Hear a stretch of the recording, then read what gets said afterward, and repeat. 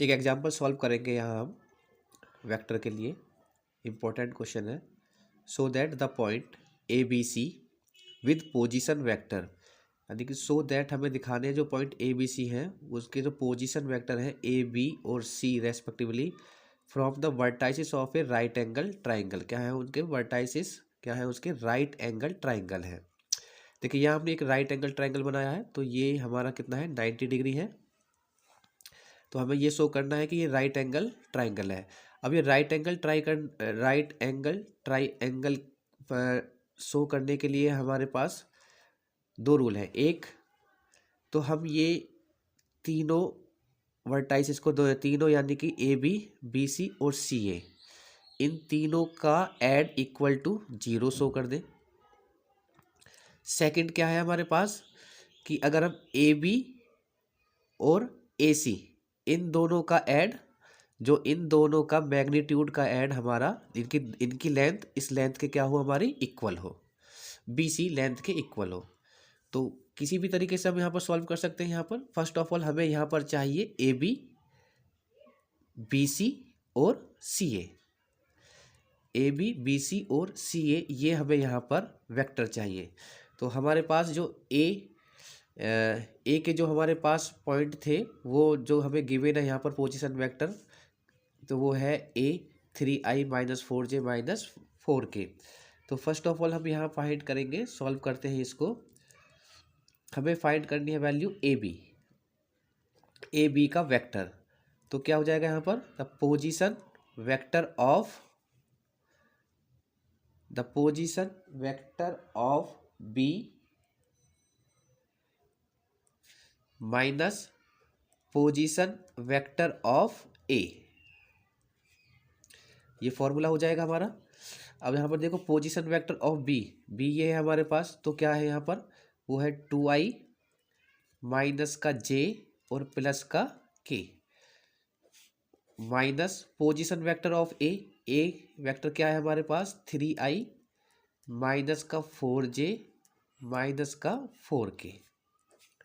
इन दोनों को सॉल्व करेंगे 2i माइनस का j और प्लस का k माइनस ओपन करेंगे ब्रैकेट, तो यहाँ से ये माइनस है सभी के साइन क्या हो जाएंगे यहाँ पर चेंज हो जाएंगे। तो ये हो जाएगा माइनस का 3i प्लस का 4j और प्लस का 4k। पहले आई को सॉल्व करते हैं 2i माइनस के 3i, तो 2i में से 3i को माइनस करेंगे तो माइनस का 1i माइनस का 1j और प्लस का 4j, तो 4j में से एक j को माइनस करेंगे तो प्लस का 3j 4k प्लस का 1k, तो ये हो जाएगा हमारा 5k। और ये वैल्यू है हमारे ए बी वेक्टर में फाइंड हो गया। अब हमें क्या फाइंड करना है यहाँ पर B C and C A. Same ऐसे ही हम क्या फाइंड करेंगे यहाँ पर B C vector the position vector of C minus position vector of B. Solve करेंगे इसको। The position vector of C हमें क्या गिवन है आई माइनस 3j माइनस 5k, तो ये हो जाएगा आई माइनस 3j माइनस का 5k minus position vector of B क्या है हमारे पास यहाँ पर 2i माइनस का j और प्लस का k bracket open i minus के 3j माइनस का 5k minus sign change 2i plus का j और माइनस का k। सॉल्व करेंगे प्लस का 1i माइनस के 2i, तो माइनस प्लस माइनस तो माइनस का i माइनस के 3j और प्लस का j, तो माइनस प्लस माइनस, तो ये हो जाएगा -3 में से प्लस 1 को माइनस करेंगे तो हो जाएगा माइनस के 2j माइनस का 5k और माइनस का 1k, तो minus minus plus minus minus plus, तो ये कितना के की वैल्यू हो जाएगी हमारे पास में 5 और 1 6k, लेकिन साइन किसका रहेगा माइनस का, माइनस माइनस प्लस साइन किसका रहेगा माइनस का। तो ये वैल्यू हो गई हमारे पास बी सी की वैल्यू है हमारे पास माइनस के i माइनस का 2j एंड माइनस का 6k। अब हमें क्या फाइंड करना है, देखो हमने ए बी फाइंड किया बी सी और सी ए, ये इस तरीके से हम डायरेक्शन इसकी यहाँ पर फाइंड कर रहे हैं वेक्टर की। तो नेक्स्ट वैल्यू है हमारे पास, ये है बी सी वेक्टर। अब हम फाइंड करेंगे सी ए वेक्टर। तो position vector of A minus position vector of C. The position vector of A की वेक्टर है हमारे पास 3i माइनस का 4j माइनस का 4k minus position vector of C i minus का 3j minus का 5k। Open करेंगे bracket 3i minus 4j minus 4k minus i plus का 3j और प्लस का 5k, साइन चेंज हो जाएंगे। प्लस का 3i और माइनस का 1i, तो ये हो जाएगा 3 में से 1i जाएगा, 3i में से 1i, तो ये हो जाएगा 2i माइनस का 4j प्लस का 3j, तो माइनस प्लस माइनस, तो ये हो जाएगा 1j। 1 लिखें, 1 आप शो कर सकते हो या फिर ना भी शो करो तो भी वो क्या रहेगा, 1 ही रहेगा। माइनस के 4k और प्लस के 5k, तो प्लस माइनस माइनस, और ये हो जाएगा 5k में से 4k को माइनस करेंगे तो ये वैल्यू क्या हो जाएगी हमारे पास, ओनली k। तो ये हमारे पास वेक्टर हो गया सी ए वेक्टर। अब हमारे पास देखो दो रूल हैं, एक तो हम इन तीनों को ऐड करें तो हमारे पास क्या आ जाए, वो 0, और हमें 90 डिग्री दिखाने के लिए, राइट एंगल ट्रायंगल दिखाने के लिए ए बी और जो सी ए है उनका डॉट प्रोडक्ट हमारे पास क्या हो जाए, 0, तो वो भी क्या होगा, राइट एंगल ट्रायंगल होगा। या फिर इन तीनों के मैग्नीट्यूड हम यहाँ पर फाइंड करें और इन दोनों साइड का जो हमारे पास में एंगल बना रहे हैं उन दोनों के मैग्नीट्यूड का add equal to B C के मैग्नीट्यूड। तो कैसे भी हम फाइंड कर सकते हैं, तो मैग्नीट्यूड से एक बार फाइंड करके देखते हैं। देखो अगर हम यहाँ हमारे पास ये ए बी है तो हम यहाँ ए बी का मैग्नीट्यूड फाइंड करेंगे तो कितना हो जाएगा, ये आई के कोएफिशिएंट का स्क्वायर 1, जे के कोएफिशिएंट का स्क्वायर 3 3 जा 9, 5 का कितना हो जाएगा 25। तो ये वैल्यू हो गई हमारे पास 9 और 1 10 25, तो ये हो जाएगा √35। बी सी के लिए हम फाइंड करेंगे यहाँ पर, तो बी सी का मैग्नीट्यूड अगर हम यहाँ पर फाइंड करेंगे तो कितना होगा हमारे पास, आई के कोएफिशिएंट का स्क्वायर 1, 2 2 जा 4, 6 6 जा 30, तो ये वैल्यू कितनी होगी हमारे पास, ये वैल्यू हो जाएगी 36 प्लस 4 40, 40 प्लस 1, ये हो गया √41। नेक्स्ट है हमारे पास में सी ए का मैग्नीट्यूड फाइंड करेंगे यहाँ पर, तो ये वैल्यू होगी 2 का स्क्वायर 4 प्लस जे की वैल्यू क्या है 1 का स्क्वायर 1 प्लस के की वैल्यू 1 है तो 1 इक्वल टू ये हो जाएगा हमारा 6।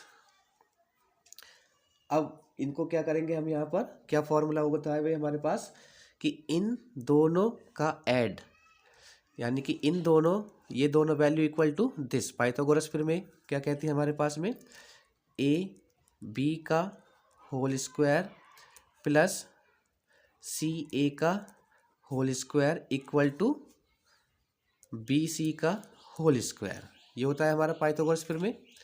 तो यहाँ पर ए बी स्क्वायर हमारे पास कितना है, ए बी का मैग्नीट्यूड, ए बी की लेंथ का स्क्वायर, बी सी ए की लेंथ का स्क्वायर और बी सी की लेंथ का स्क्वायर, तो क्या होगा हमारे पास, ए बी की वैल्यू कितनी है यहाँ पर, √35 का स्क्वायर प्लस सी ए √6 का square equal to B C की वैल्यू कितनी है हमारे पास, √41 का होल स्क्वायर, तो स्क्वायर है तो अंडर रूट फिनिश हो जाएगा, तो ये होगा 35 प्लस के 6 इक्वल टू 41, और ये हो जाएगा 41 इक्वल टू 41। तो ये वैल्यू क्या है भाई हमारे पास, इसका मतलब ये हो गया हमारा ए बी का whole square plus C A का whole square equal to B C का होल स्क्वायर, और ये क्या है हमारा राइट एंगल, इसका मतलब angle A B C is a right angle triangle.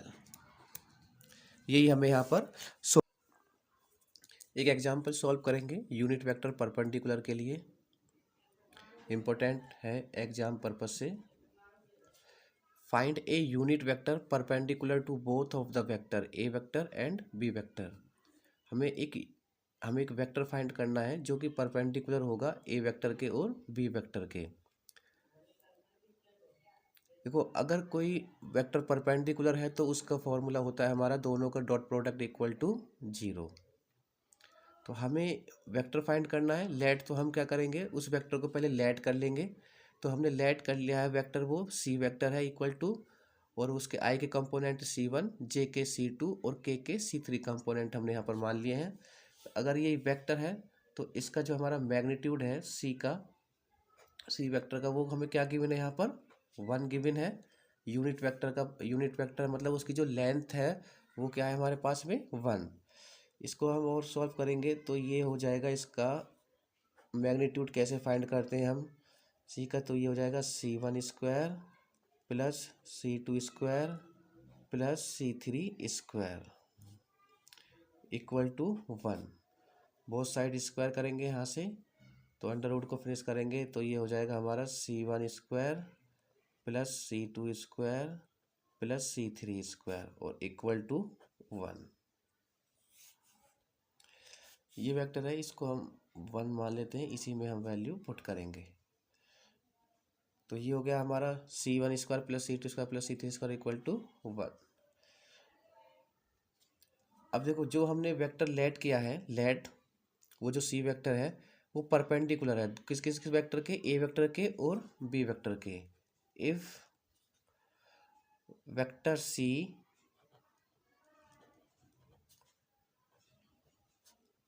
is perpendicular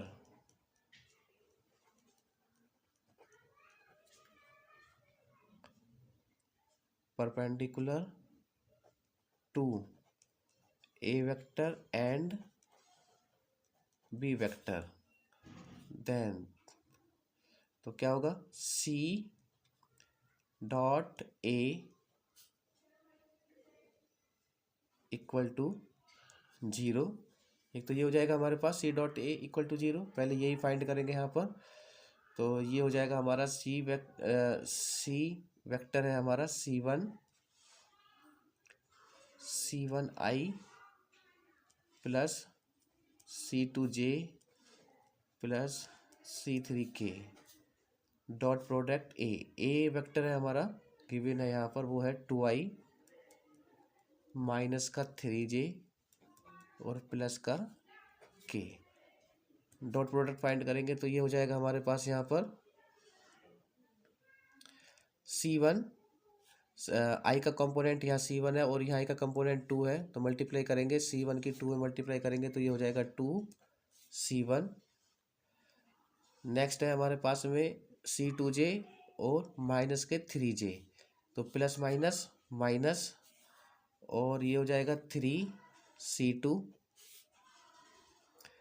अब यहाँ के का कंपोनेंट है C3 और यहाँ के का कंपोनेंट 1, दोनों प्लस हैं तो प्लस, और ये होगा C3 इक्वल टू 0। क्या होगा, दोनों का dot product equal to 0।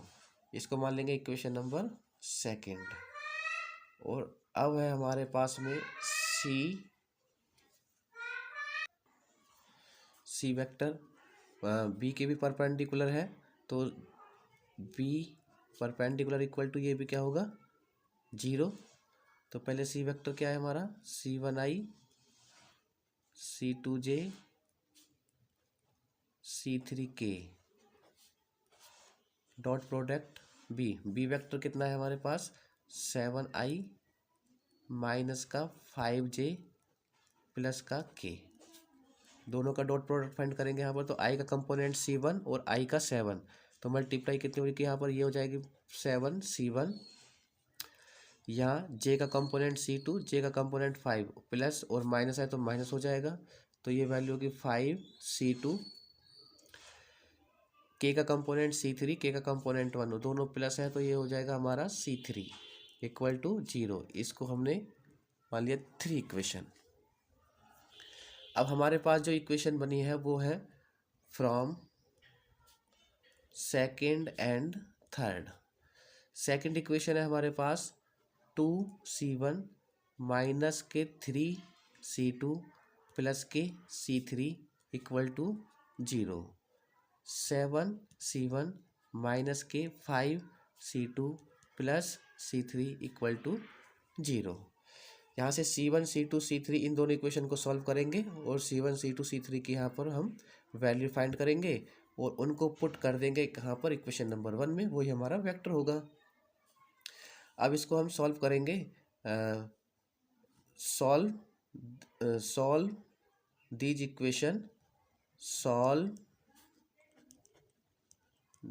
Equation from cross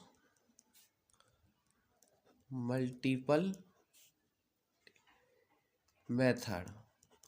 cross multiple method से इसको सॉल्व करेंगे। तो क्रॉस मल्टीपल मेथड से किस तरीके से सॉल्व करेंगे, जब भी हम सॉल्व करेंगे, एक तो फर्स्ट हमारे पास जो इक्वल टू जो भी इक्वेशन है वो इक्वल टू क्या होनी चाहिए, हमारे पास 0 होनी चाहिए क्रॉस मल्टीपल से सॉल्व करने के लिए।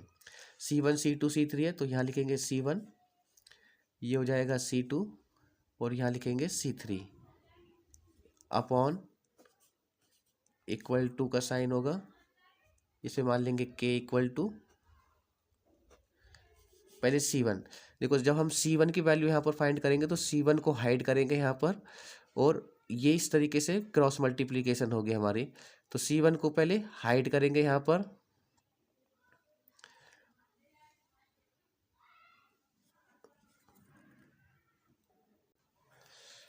तो पहले c1 के लिए जब हम वैल्यू फाइंड करेंगे तो c1 को हाइड करेंगे यहाँ पर, और c1 के बाद जो c2 है तो वो क्रॉस मल्टीप्लिकेशन होगी, इस वाले c2 की क्रॉस मल्टीप्लिकेशन किससे, c3 के कंपोनेंट से।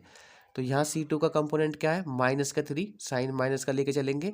यहाँ c3 का क्या है 1, तो -3 की मल्टीप्लाई 1 में करेंगे तो ये क्या हो जाएगा हमारे पास में -3, बीच में ऑलवेज क्या आएगा माइनस। अब ये क्रॉस मल्टीप्लाई इस तरीके से c3, अब ये c3 है यहाँ पर, इसका कंपोनेंट c3 का कंपोनेंट 1, इसके क्रॉस में क्या होगा c2, और यहाँ c2 का कंपोनेंट कितना है -5, तो -5 की मल्टीप्लाई 1 में करेंगे तो -5, तो -5 और ये माइनस का, तो माइनस माइनस क्या हो जाएगा प्लस, और ये वैल्यू क्या होगी हमारे पास में +5।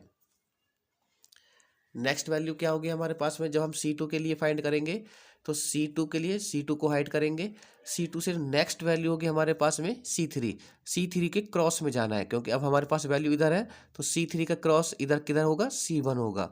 तो यहाँ पर c3 का कंपोनेंट क्या है 1, और ये c1 का कंपोनेंट कितना है 7, तो 1 की मल्टीप्लाई 7 में, तो ये क्या होगा हमारे पास में 7। अब नेक्स्ट क्या है भाई, इसमें नेक्स्ट वैल्यू हमारे पास में क्या होगी, c1 होगी यहाँ पर। तो यहाँ पर c1 और c1 का कंपोनेंट कितना है 2, और c3 का क्या है यहाँ पर 1, तो 2 की मल्टीप्लाई 1 में करेंगे तो माइनस का ये कितना हो जाएगा 2।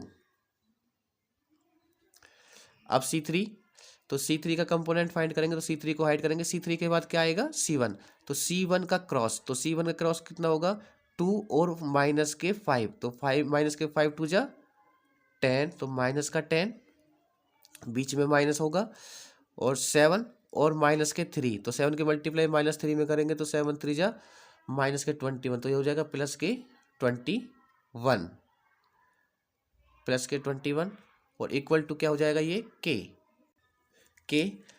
अब इसको सॉल्व करने पर ये वैल्यू क्या बनेगी, c1 अपॉन 5 में से 3 2 इक्वल टू c2 अपॉन 7 में से 2 को माइनस करेंगे तो ये हो जाएगा हमारा 5, और c3 अपॉन 21 माइनस के 10, ये हो जाएगा +11 इक्वल टू k। और यहाँ से c1 को k के इक्वल टू रखेंगे तो ये हो जाएगा 2k, c2 की वैल्यू क्या होगी 5k, और c3 की वैल्यू क्या होगी हमारे पास 11k। अब ये वैल्यू है हमारे पास c1 2k, c2 5k, c3 5k, c3 11k। लेकिन हमें जो वेक्टर फाइंड करना है तो वो है हमारा c1i c2j c3k। तो यहाँ पर c1 में ये k की वैल्यू हमें फाइंड करके पहले यहाँ पर पुट करनी है, और ये यहाँ पर इसमें c1 c2 c3 की वैल्यू फाइंड करेंगे।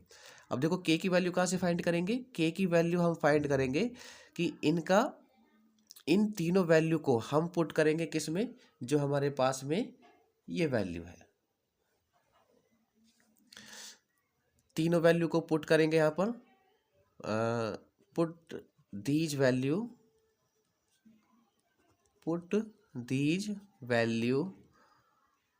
In equation. तो यहाँ पर C1 हमारा क्या है, हमारे पास में 2k², तो ये हो जाएगा हमारा ये वैल्यू हो जाएगी 2k का स्क्वायर प्लस C2 कितना है हमारा 5k², और C3 है हमारा 11k का स्क्वायर, और इक्वल टू क्या है हमारा 1। तो 2k, तो ये हो जाएगा 2 2 जा 4, और ये हो जाएगा k² प्लस 25k² प्लस 121, 11 का स्क्वायर 121 और k का स्क्वायर k² इक्वल टू 1। सभी को ऐड करेंगे 121, 25 और 4, तो ये वैल्यू हो गई हमारे पास में 29 और 30, ये हो जाएगा 150k² इक्वल टू 1। तो यहाँ से जो k की वैल्यू होगी वो होगी 1/150 k² की वैल्यू, और k की वैल्यू क्या होगी √1/150।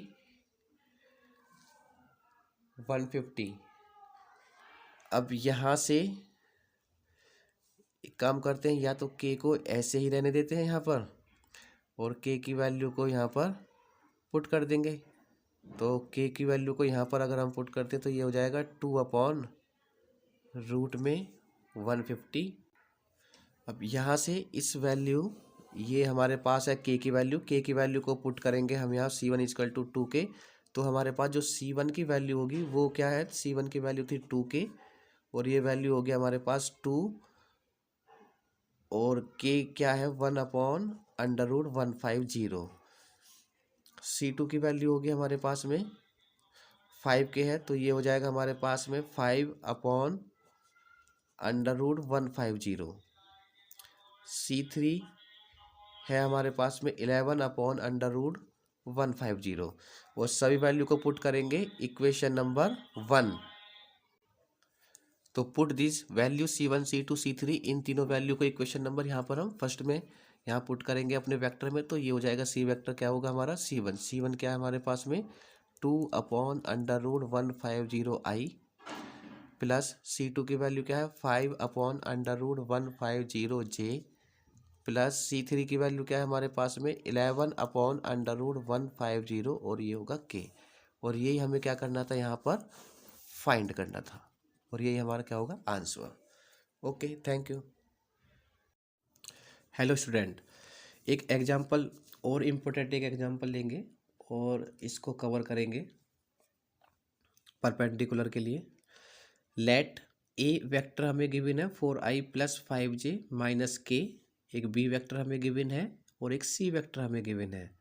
हमें फाइंड करना है एक वेक्टर डी विच इज जो कि परपेंडिकुलर है ए और बी वेक्टर के, एंड इट्स सच दैट, और जब हम उसको सी के साथ डॉट करेंगे तो उसकी वैल्यू क्या होनी चाहिए 21। तो क्वेश्चन कह रहा है कि हमें 3 वेक्टर हमें गिवन है, हमें एक डी वेक्टर हमें फाइंड करना है। जो हम डी वेक्टर फाइंड करेंगे तो वो परपेंडिकुलर होगा किसके, ए वेक्टर के और बी वेक्टर के। परपेंडिकुलर का मतलब क्या है कि उनका जो डॉट प्रोडक्ट है वो क्या होगा हमारा इक्वल टू 0 होगा ए और बी से। बट वो कह रहा है कि जब हम सी के साथ उसका डॉट प्रोडक्ट करेंगे तो उसकी वैल्यू क्या आनी चाहिए 21। तो आगे चलते हैं, इसमें इसको सॉल्व करेंगे यहाँ पर। तो जो इसने दिया है फाइंड द वेक्टर डी, हमें फाइंड करना है। तो पहले हम जो हमें गिवन वेक्टर है हमने वो लिखे यहाँ पर ए vector, B vector, C vector. हमने लेट कर लिया है एक वेक्टर डी। डी वेक्टर को हमने क्या माना यहाँ पर xi + yj + zk, इसको हमने मान लिया इक्वेशन नंबर फर्स्ट। हमने ये लेट कर लिया है वेक्टर डी, ऑलरेडी इसने कहा है कि वो जो वेक्टर है वो कैसा होगा डी होगा। तो डी वेक्टर हमने लेट कर लिया है, उसके कंपोनेंट क्या है एक्स वाई और जेड। डी इज परपेंडिकुलर, इसने दिया हुआ है ऑलरेडी कि डी इज परपेंडिकुलर किसके है ए के और बी के। अगर डी परपेंडिकुलर है ए वेक्टर के और बी वेक्टर के तो फॉर्मूला क्या हो जाएगा परपेंडिकुलर का, डी का डॉट ए वेक्टर के साथ इक्वल टू 0। तो पहले इसको सॉल्व करेंगे, डी का डॉट निकालेंगे ए के साथ इक्वल टू 0। तो पहले मैंने यहाँ डी वेक्टर की यहाँ पर डी वेक्टर यहाँ पर पुट किया, एक्स आई प्लस वाई जे प्लस जेड के डॉट ए वेक्टर हमें गिवन है 4i प्लस का 5j माइनस का के वेक्टर इक्वल टू 0। अब जब डॉट प्रोडक्ट करेंगे तो हम i के कंपोनेंट का क्या करते हैं, मल्टीप्लीकेशन। तो यहाँ i का कंपोनेंट क्या है x, यहाँ i का कंपोनेंट क्या है 4, दोनों के मल्टीप्लाई, तो 4x, दोनों प्लस है तो प्लस है यहाँ पर। अब j का कंपोनेंट यहाँ क्या है y, और यहाँ j का कंपोनेंट 5, दोनों प्लस है तो प्लस का साइन आएगा, और 5 के मल्टीप्लाई y में करेंगे तो ये हो जाएगा 5y। k का कंपोनेंट z, और यहाँ k का कंपोनेंट है माइनस का 1, तो -1 की मल्टीप्लाई z में करेंगे तो माइनस का z इक्वल टू 0। इसको हमने मान लिया इक्वेशन नंबर सेकंड। अब ऑलरेडी वो कह रहा है कि जो d वेक्टर है हमारा वो a के परपेंडिकुलर भी है और b के परपेंडिकुलर है। अगर वो b के परपेंडिकुलर है तो दोनों का डॉट भी क्या होगा, इक्वल टू 0। फिर हमने d वेक्टर की वैल्यू पुट की, डॉट b वेक्टर जो है i माइनस 4j प्लस 5 के इक्वल टू 0।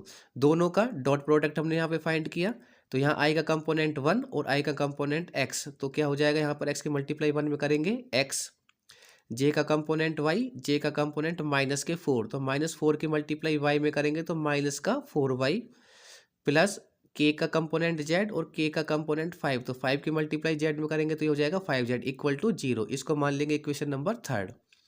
अब जो हमारे पास सेकंड और थर्ड इक्वेशन है हमने यहाँ पर लिखी है वो 4x plus 5y minus Z equal to 0, x minus 4y plus 5z equal to 0।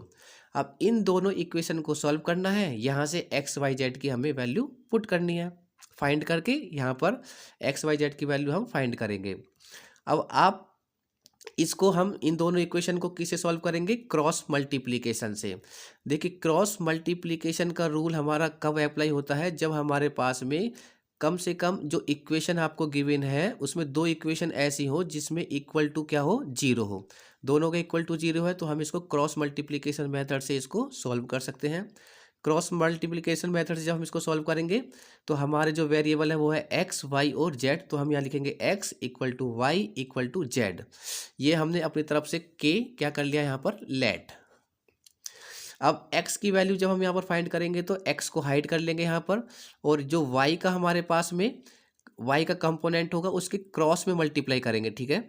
तो y का जो क्रॉस है वो क्या है, z के साथ, तो z का कंपोनेंट 5 और y का कंपोनेंट 5, तो 5 5 जा 25, बीच में माइनस आएगा। फिर ये z वाला कंपोनेंट, ये फर्स्ट ये, फिर नेक्स्ट में दिस डायगोनल, तो z का कंपोनेंट माइनस का 1, y का कंपोनेंट माइनस का 4, माइनस माइनस क्या हो गया, प्लस। तो यहाँ 4 की मल्टीप्लाई 1 में करेंगे तो ये क्या आ जाएगा हमारा 4। ये हमारा फॉर्मूले का है माइनस है, यानी कि फॉर्मूले का बीच में क्या आएगा, ऑलवेज माइनस ही रहेगा। y को फाइंड करेंगे तो y को हाइड कर लेंगे, y से जो नेक्स्ट वाली टर्म है वो क्या है, z, और z का डायगोनल किधर बनेगा, इधर x की तरफ। तो z का कंपोनेंट क्या है, माइनस का 1, x का कंपोनेंट 1, तो 1 की मल्टीप्लाई -1 में करेंगे तो क्या आएगा हमारा, माइनस का 1, ये फॉर्मूले वाला माइनस।